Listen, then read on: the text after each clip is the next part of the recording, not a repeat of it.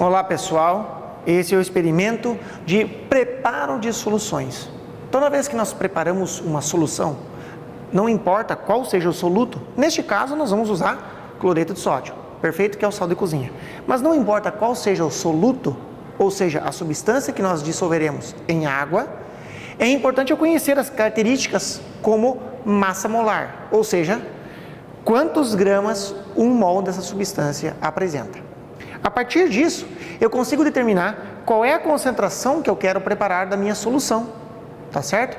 Então, por exemplo, no experimento que nós estamos realizando, nós vamos preparar uma solução de 1 mol por litro de cloreto de sódio em 50 mililitros, que nós temos um balão volumétrico de 50 mililitros, perfeito? Então, vocês podem fazer a seguinte conta: 1 mol tem 58,5 gramas de cloreto de sódio. Isso eu vou ter 1 mol se eu preparar em 1 litro de solução. Se eu preparar em 50 mililitros, basta você fazer uma regra de 3. Lembra que 1 litro é 1000 mililitros, perfeito? Então eu vou ter 20 vezes menos para preparar a mesma concentração, 1 mol por litro. Neste caso, eu vou ter que ter aproximadamente 2,92 gramas de cloreto de sódio. Então eu peguei aqui um vidro de relógio e vou lá na balança pesar. Logo eu volto.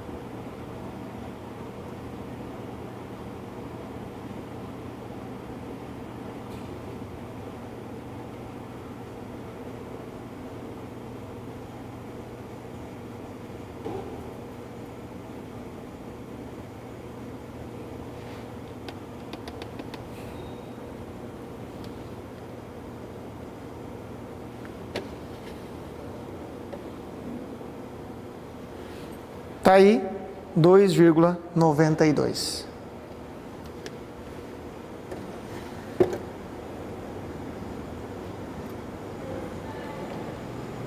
Bom, temos aqui o sal já pesado, 2,92 gramas, como vocês puderam ver. Então agora, primeiramente, eu vou colocar esse sal dentro de um copo de Becker para iniciar o preparo da solução, perfeito? Então posso simplesmente despejar, condicionar o sal aqui no copo de Becker, tá? Lembrando que nós vamos preparar 50 mililitros. Então, como funciona o preparo de soluções? Perfeito? Aqui, então, já distribuí toda a massa do cloreto de sódio dentro do copo de Becker e vou adicionar, inicialmente, uma pequena quantidade de água. Sei lá, aproximadamente 10 mililitros, por exemplo, tá? Então tá aqui. Existem duas formas de eu agitar corretamente esta solução, tá? Uma delas é simplesmente apoiando o copo de Becker na bancada e agitando, como a gente faz em casa. Mas a mais correta é utilizar um bastão volumétrico, um bastão de vidro, né? Então eu vou aqui, ó, mexer essa solução, dissolver o sal por completo, tá? Após a dissolução do sal, eu vou transferir esta solução para o balão volumétrico, certo? Neste caso, um balão volumétrico de 50 mililitros, com auxílio de funil. Lembrando, gente, nós estamos em um laboratório de química e existem vidrarias, utensílios específicos para cada função. E é importante que eu utilize a vidraria adequada, pois dessa forma eu diminuo os riscos de acidentes, de possíveis acidentes acontecerem dentro de um laboratório de química. Lembrando que o laboratório de química sempre demanda a utilização de equipamentos de proteção individual, os EPIs, óculos, jaleco calças compridas e calçado fechado. Para as pessoas que têm cabelo comprido, sempre amarrar os cabelos. Não utilizar brincos ou joias, né, que sejam grandes, por exemplo, né, para que isso não influencie ou não permita que algum acidente ocorra, tá? Então aqui o sal, como eu coloquei um pouquinho só de água, ele está demorando um pouco mais para dissolver, perfeito? Mas o que eu posso fazer então? Eu dissolvi uma quantidade deste sal e posso lentamente transferir para o balão volumétrico, perfeito? É o que eu vou fazer então. Eu vou, passo a passo, eu vou transferir isso para o balão, tá? Então, quase todo o sal está dissolvido, vou transferir. Como nós podemos ver, sobrou aqui uma pequena quantidade de sal dentro do copo de Becker. Eu vou adicionar mais 10 mililitros aproximadamente, perfeito? E vou novamente dissolver essa pequena quantidade de sal. Aí a pergunta é, professor, por que você está fazendo isso passo a passo? Bom, o balão volumétrico, ou todas as vidrarias que têm a nomenclatura volumétrica, balão volumétrico, pipeta volumétrica, elas têm um volume exato e único, neste caso 50 mililitros. Eu não consigo medir volumes de 10 mililitros, 20 mililitros no balão de 50. Eu consigo medir única e exclusivamente 50 mililitros. Diferente de um copo de Becker, como vocês podem ver, que tem graduações diferentes. O copo de Becker ele não é utilizado para medições, eu quero que isso fique bem claro. Mas é só para a gente ter uma ideia. Então eu peguei uma pequena quantidade de água, que representa aproximadamente 10 mililitros, em várias porções. Então estou dissolvendo lentamente o sal, para que o sal possa então ser incorporado na água, dissolvido na água, e eu vou adicionando, né? E por conta dessas pequenas quantidades, eu vou tendo aqui uma margem de segurança. Olhem, eu percebo aqui o balão volumétrico, as duas porções que eu já adicionei pequenas, então eu não completei o balão ainda. Vou fazer uma terceira vez, né, para retirarmos todo o sal presente dentro do copo de Becker, né? Fiz uma agitação. Lembrem que a vidraria correta é o bastão de vidro, né? Aqui.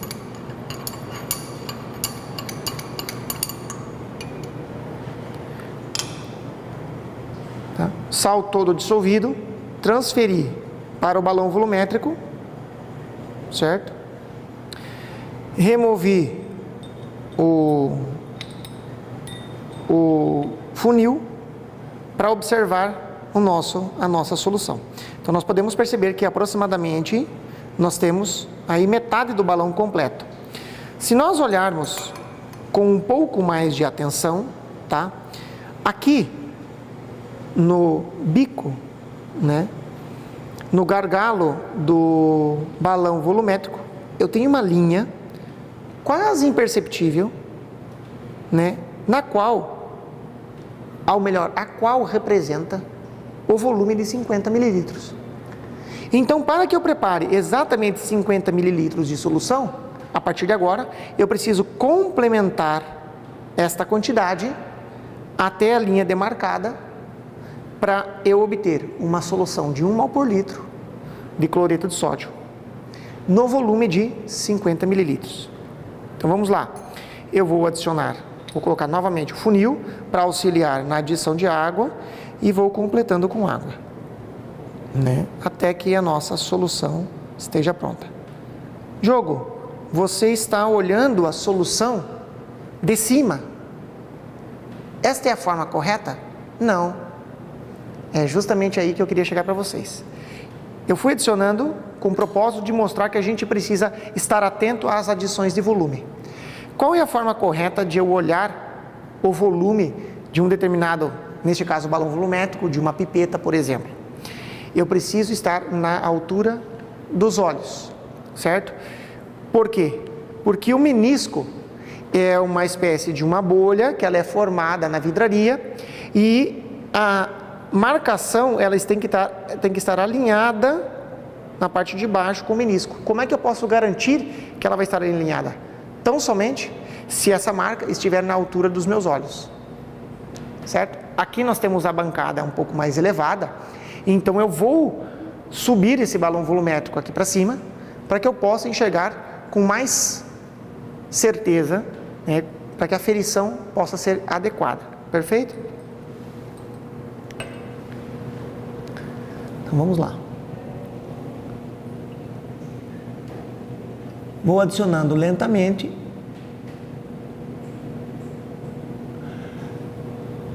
E aqui no final, né, então eu posso tirar este balão, esse funil, perdão, e posso lentamente, gota a gota, adicionando água até a marca, né, até a marca do nosso balão volumétrico aqui. Pronto. Está aqui a quantidade de água necessária para preparar a solução. Então, eu fecho a tampa e agito, inverto, né, o balão para que a solução fique homogeneizada. Perfeito? Então, esta é a forma de preparo de soluções. Aqui eu utilizei cloreto de sódio, um sólido, mas eu poderia utilizar líquidos. Lembrando que para líquidos, então, eu tenho que utilizar o cálculo de densidade, utilizar a densidade para fazer essa aferição. Pois eu posso utilizar ou a balança, se for o caso, se for medir massa, ou a pipeta, se eu for medir volume. Então, eu preciso utilizar o cálculo de densidade. Outro ponto importante é considerar a pureza da substância. Então, aqui nós temos sal puro. Mas tem substâncias que elas não são puras, não são 100% de pureza ou 99,5%, como a maior, né, parte delas em um laboratório de química. Nós temos substâncias que têm 90% de pureza, 95% de pureza, e eu tenho que levar em consideração isso para que a solução esteja com a concentração ideal, correta do soluto em questão. Perfeito? A partir daqui, eu armazeno em frascos de vidro e etiqueto, identifico qual é essa solução. Então eu vou colocar posteriormente uma etiqueta dizendo solução de cloreto de sódio 1 mol por litro, a data em que ela foi preparada e quem foi o laboratorista que preparou esta solução. Neste caso, Diogo. Perfeito? Esse foi o experimento de preparo de soluções.